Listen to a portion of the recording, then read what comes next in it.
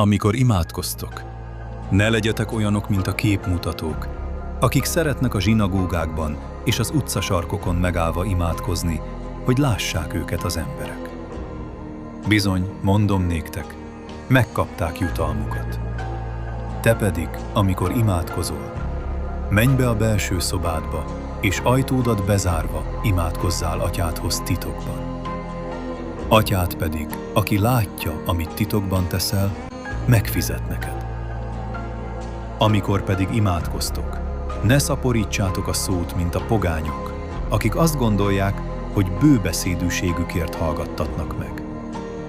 Ne legyetek tehát hozzájuk hasonlók, mert tudja a ti atyátok, mire van szükségetek, mielőtt még kérnétek tőle.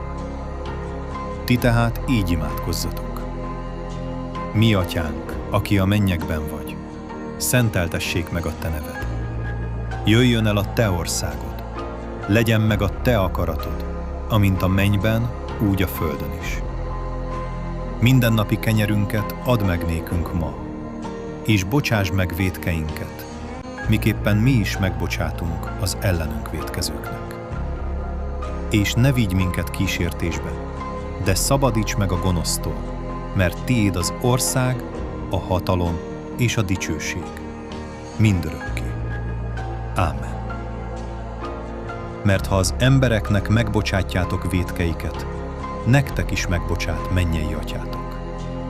Ha pedig nem bocsátotok meg az embereknek, atyátok sem bocsátja meg a ti vétkeiteket.